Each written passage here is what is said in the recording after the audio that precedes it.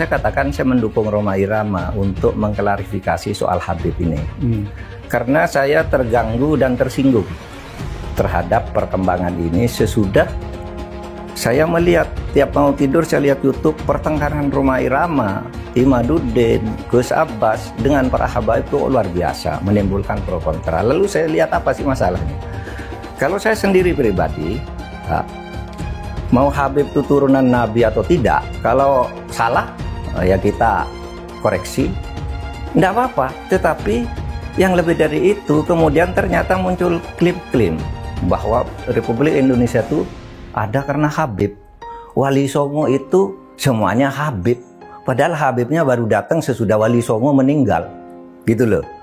Lalu diklaim ini turunan Habib ini. Imam Bonjol coba dibilang itu Habib Syahabuddin. Itu dari mana? Kok Imam Bonjol Habib Syahabuddin gitu. Lalu ada hurufatnya bahwa kakek saya yang nama Mugaddam itu bisa membentak malaikat mungkar dan nakir katanya.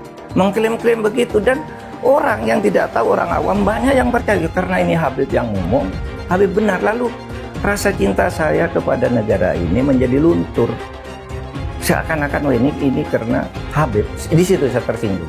Rasa cinta tanah air saya, kebanggaan kepada leluhur saya sendiri itu bangkit. Apalagi kemudian ada pemalsuan kuburan-kuburan tuh ya, nama kuburan biasa dibangun menjadi ini Habib ini, padahal tidak jelas siapanya. Kalau Habib itu lebih tinggi dari kiai, dan itu semua ada mas. Ngomong itu bukan hanya ngomong begitu, itu bukan hanya katanya-katanya, karena ketika Rhoma Irama berbicara itu, lalu ada seorang Habib muda dengan Rhoma Irama, kamu bohong, tunjukkan Habibnya siapa yang katakan gitu. Sudah itu bukan Rhoma Irama yang membuktikan. Netizen ini Habib ini tanggal sekian bilang ini dengar. Ini Habib ini sampai 7. Rhoma Irama ngomong, habaib itu mendoktrin. Kalau Habib mau dia maksiat, mau dia zina, mau dia mabuk, tetap masuk surga. Saya bilang, saya tanya sekarang ini, Rhoma, Habib siapa yang ngomong begitu? Jaga kau punya mulut Rhoma Irama. Nah, Rhoma Irama mau dia bikin fitnah. Apa fitnahnya? Doktrin Ba'alawi, doktrin habaib. Kalau ada Habib mabuk, berbuat dosa, judi, itu masuk surga. Makanya saya tanya, siapa Habibnya? Di mana? Kapan dia ngomong? Kalau memang ada Habib yang ngomong begitu, saya yang bantai dia di depan Rhoma Irama, saudara. Makanya Rhoma Irama jangan asal fitnah. Jaga kau punya mulut, jaga kau punya batuk. Awas jangan, udah tua kau tanah kena fitnah. Betul. Ketika tes DNA mereka menolak, bahkan menghukumkan tes DNA ini haram. Ini kan lebih nambah lagi kecurigaan umat bahwa dia tidak mau tes DNA karena takut ketahuan aslinya. Sementara secara internasional telah terdeteksi bahwa Ba'alawi ini dari beberapa pemeriksaan dari kalangan mereka yang dari Yaman dan dari sini, berapa orang telah terkonfirmasi haplogrupnya adalah G. Sementara keturunan Nabi adalah haplogrupnya adalah J1. Ini diskursus yang internasional loh, bukan diskursus nasional gitu.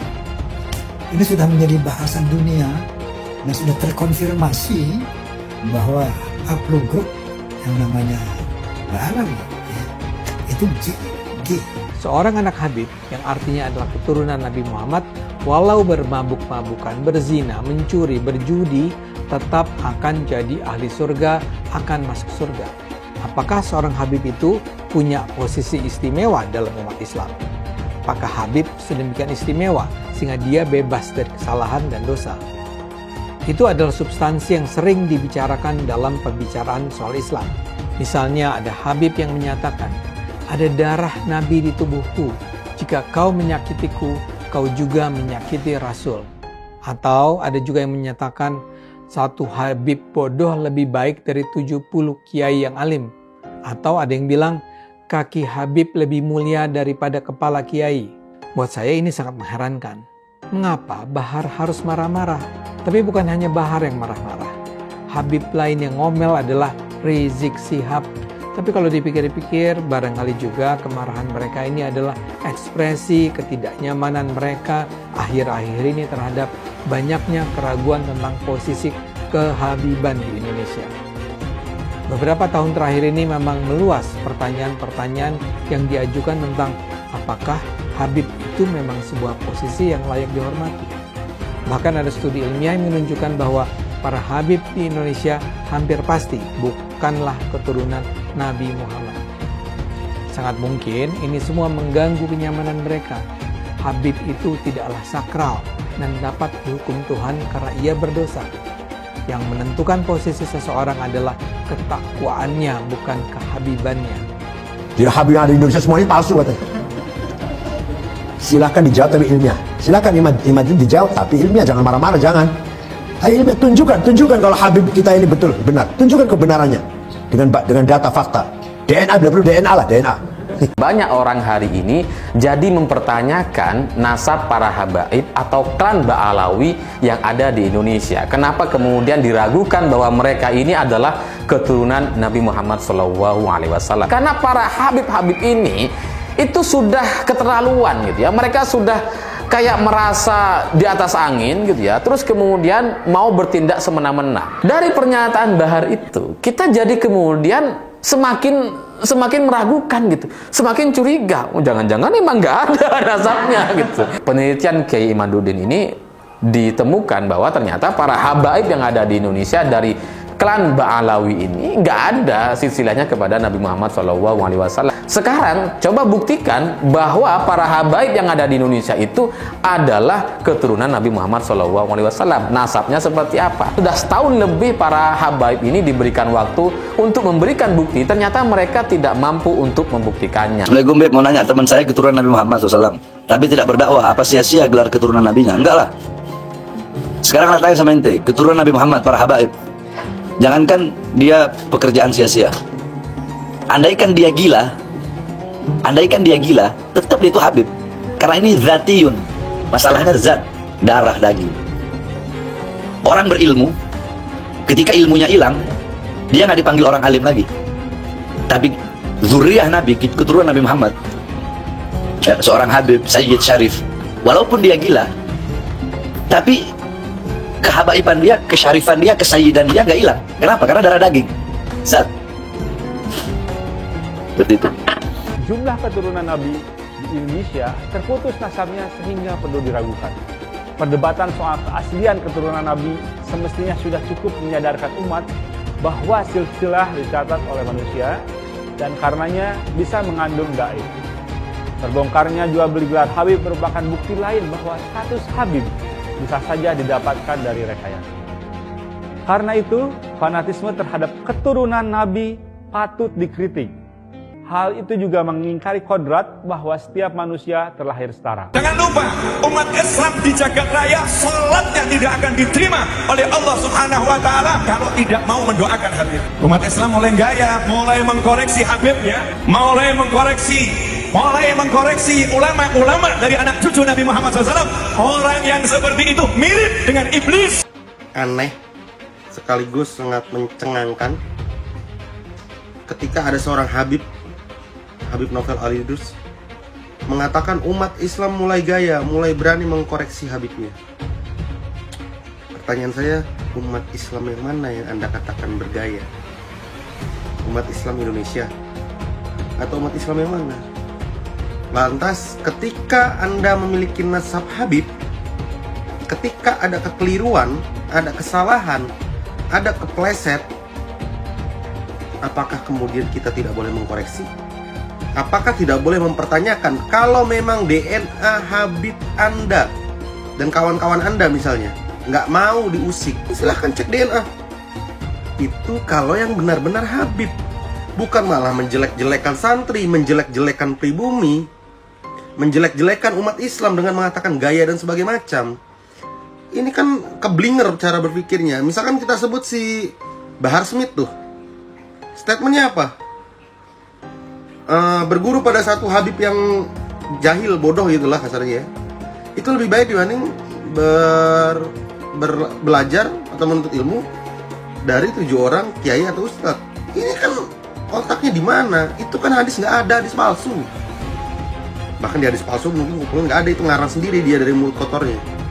Jadi inilah yang kemudian dikatakan ulama-ulama su. Ulama-ulama yang kemudian memakai ayat-ayat dalil untuk kepentingan dirinya pribadi.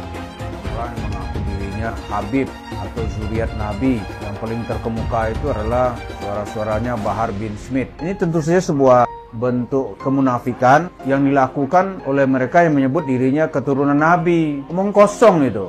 Malah ketika diingatkan, mulutnya bukan makin baik, malah makin kasar, menuduh orang curut. Dan yang lebih hebat lagi, saya ada nonton juga itu, ada yang mengatakan Habib yang lain lagi, ngaku dirinya Habib. Itu siapa yang mengawini Syarifah, itu nggak akan ditegur nanti oleh Rasulullah di hari akhirat.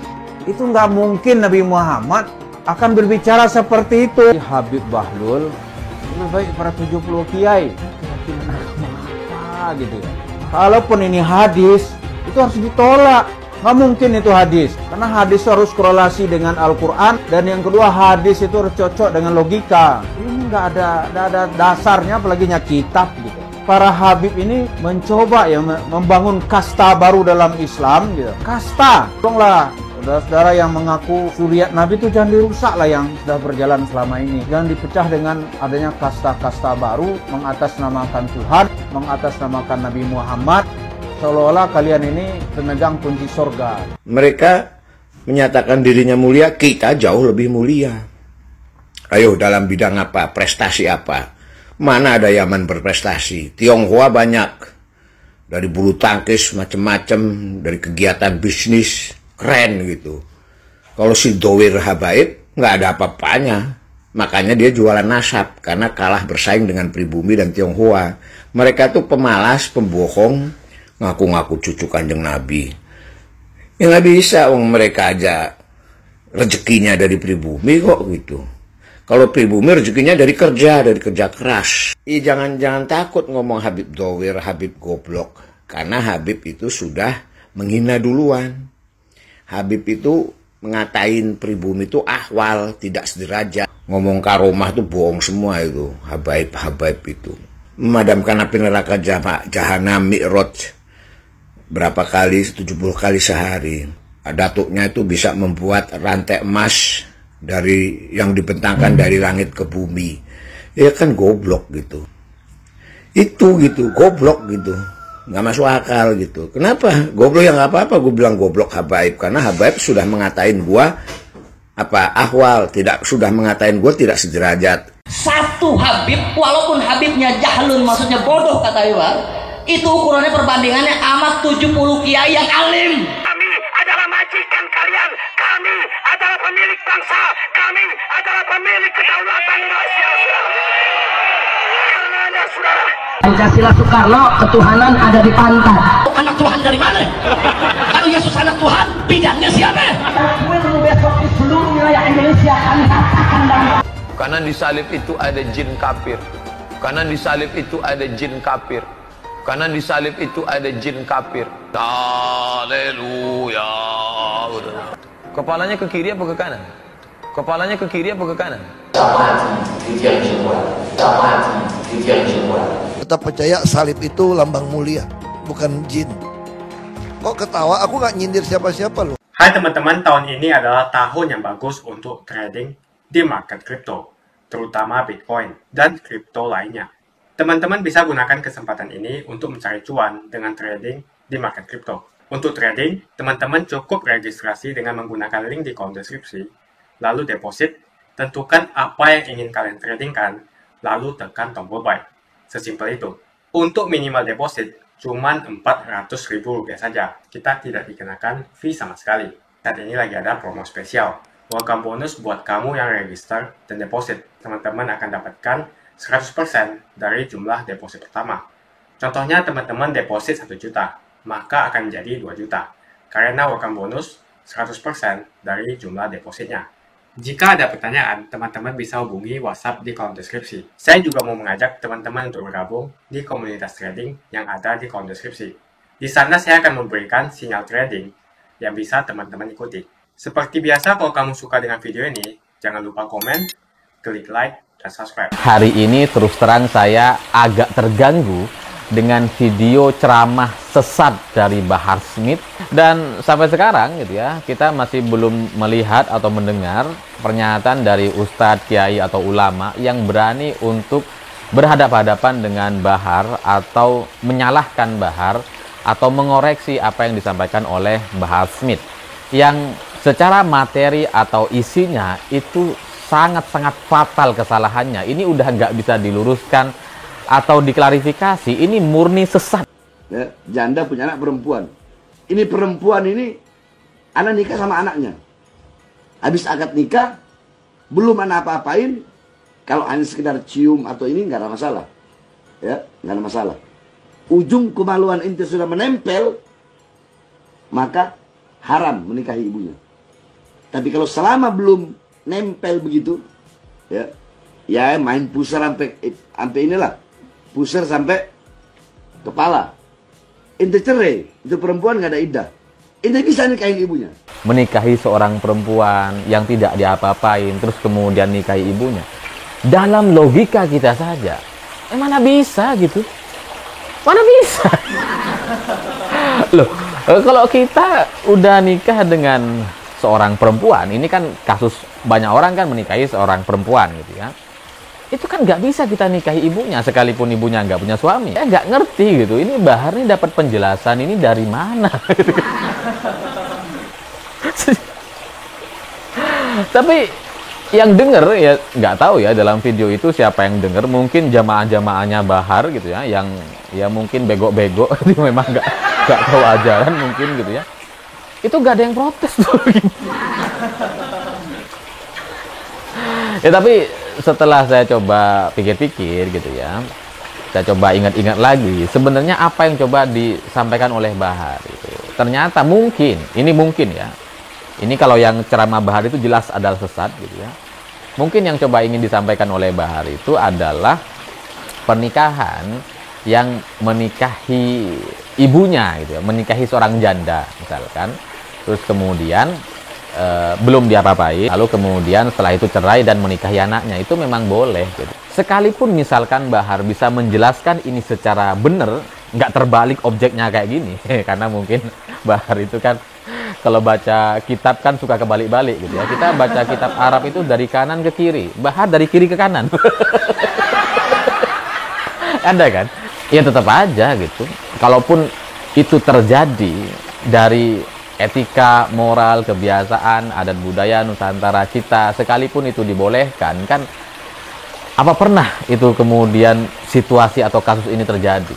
Kan nggak ada gitu ya. Setahu kita nggak ada. Kalaupun ada itu sangat-sangat khusus sekali. Bahar ketika membahas ini secara salah gitu ya, membahas materi yang khusus, salah lagi, sesat dan khusus, dijadikan materi ceramah, itu kesalahannya sudah berganda gitu. Udahlah penjelasannya sesat, menjelaskan materi yang seharusnya khusus menjadi materi umum. Jadi bagi saya ini bukan yang pertama gitu ya, Bahar menunjukkan aibnya atau menunjukkan ketidaktahuannya soal ajaran agama Islam. Ya katakanlah dia cucu Nabi, cucu apapun itu, kita nggak peduli, karena apa yang kita pedulikan adalah materi atau isi dan apa yang dia sampaikan. Apa yang mau kita harapkan dari orang yang tidak bisa baca kitab misalkan? Apa yang mau kita harapkan dari orang yang secara penjelasan salah kaprah misalkan?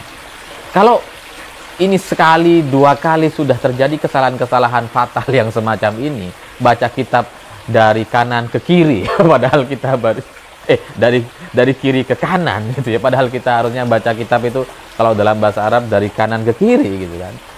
Ini kan sudah nggak bisa dimaafkan seharusnya, tapi ya nggak tahu gitu ya, sampai sekarang belum ada ulama atau pemerintah kita belum mau meluruskan, sehingga Bahar masih bisa dengan bebasnya memberikan ceramah-ceramah yang sesat kepada masyarakat. Padahal mayoritas masyarakat kita adalah orang Islam yang kalau kemudian ada satu tokoh atau orang yang dianggap cucu Nabi memberikan ceramah-ceramah sesat semacam ini, itu efeknya akan sangat-sangat besar sekali. Dan kita bisa lihat dari video itu tidak ada bantahan sama sekali gitu.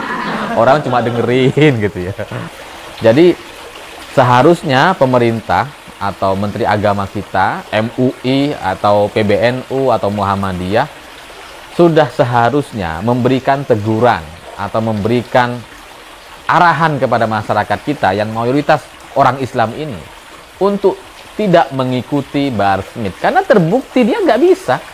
Dia baca kitab nggak bisa, ada videonya. Dia kemudian menjelaskan ajaran yang sesat dan salah-salah seperti ini terbolak-balik karena dia memang nggak paham soal baca kitab.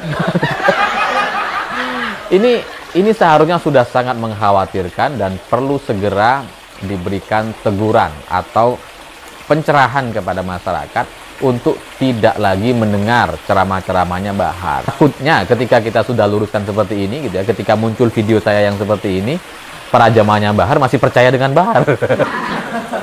Semoga setelah ini ada ulama, kiai, NU atau Muhammadiyah berani untuk meluruskan, terutama pihak Menteri Agama kita berani untuk memberikan peringatan keras kepada masyarakat untuk tidak lagi mendengar ceramah-ceramah yang sesat seperti yang disampaikan oleh Bahar Smith. Mengapa banyak betul yang cinta buta dengan Habib? Padahal mereka bisa saja Habib palsu, karena tidak ada tes DNA yang membuktikan bahwa mereka adalah Habib asli. Sebetulnya saya malas sekali membahas tentang nazab, apalagi nazab dari Yaman, karena keturunan Nabi hanya bisa dibuktikan dengan tes DNA. Belum tentu juga dia betulan keturunan Nabi, karena tidak ada tes DNA. Bisa saja dia ngaku-ngaku. Mengapa setiap orang yang ke Arab-Araban yang belum paham betul asal-usulnya, belum jelas nasabnya, apakah betul keturunan Nabi atau bukan, lalu kita junjung habis-habisan, sampai kita cium tangannya berkali-kali. Pengajaran ini harus kita perhatikan baik-baik. Masa kita harus patuh dan hormat kepada Habib yang belum jelas nazab dan keturunannya? Disuruh cek DNA saja dia malah ketakutan. Kebiasaan memuliakan Habib itu seakan-akan hukumnya wajib. Sampai segitunya kalau ketemu orang yang bergelar Habib, dielulukan dan dipuja-puja. Ya kalau itu memang Habib betulan. Kalau dia Habib abal-abal gimana? Zaman serba modern seperti ini, siapa saja bisa mengaku keturunan Nabi, bisa melakukan tes DNA, sebelum koar-koar di atas mimbar, dakwah sebagai cucu Nabi. Setelah tes DNA, hasilnya harus diumumkan kepada publik, apakah yang bersangkutan keturunan Nabi atau bukan. Jangan terus membodohi masyarakat dengan menjual nazab, untuk memperbaiki nasibnya sendiri. Jual nazab untuk mengumpulkan pundi-pundi rupiah dan kaya raya, dengan membohongi masyarakat. Ya bolehlah seorang Habib kita hormati, asalkan semua mengaku sebagai Habib mau tes DNA. Berani tidak kalian tes DNA? Hasilnya diumumkan di masyarakat. Itu baru adil. Kalau para Habib tidak berani tes DNA, jangan disanjung-sanjung. Apalagi ajaran yang disampaikannya penuh dengan kata-kata kotor, sebagai ujaran kebencian. Bisa jadi Habib ini merupakan cucu palsu. Adapun keturunan Arab ini biasanya tidak perlu dipanggil Habib. Hal ini dilakukan agar tidak ada perbedaan kasta. Seakan-akan keturunan Arab derajatnya di atas pribumi dan di atas keturunan Cina. Seakan-akan Cina itu di bawah orang Arab. Tapi saat ini negara Cina sudah menjadi nomor 1 di dunia. Yaman atau Arab bisa apa? Arab seharusnya belajar ke negeri Cina. Seperti kata kitab suci, belajarlah sampai ke negeri Cina. Jadi jangan sampai kalian mencintai orang yang ngaku Habib melebihi cinta kalian terhadap orang tua, bapak, ibu, saudara, dan guru-guru Anda. Mengapa sampai sekarang masih banyak orang yang mencintai Habib tanpa melihat asal-usulnya, tanpa mengetes, cek DNA dia. Siapapun orangnya, mau Habib atau siapapun dia, kalau ngajari untuk membenci orang lain, jangan diikuti. Bagaimana opini kalian semua? Tuliskan opini kalian tentang gelar Habib. Apakah mereka pantas untuk dilakukan cek DNA? Untuk memastikan mereka betul keturunan Nabi. Jangan mau lagi kita dibohongi dengan nazab-nazab yang mengaku-ngaku sebagai Habib atau keturunan Nabi. Harus ada cek DNA yang membuktikan betul bahwasanya mereka memang keturunan Nabi, supaya rakyat tidak dibodohi lagi. Jika kalian setuju dengan pendapat saya, pastikan Anda semua like video ini. Dan pastikan Anda membagikan video ini ke teman dan family Anda supaya mereka semua mengetahui tentang informasi ini. Tekan tombol subscribe dan bunyikan lonceng notifikasi supaya kamu tidak ketinggalan info dari channel Suara Minoritas.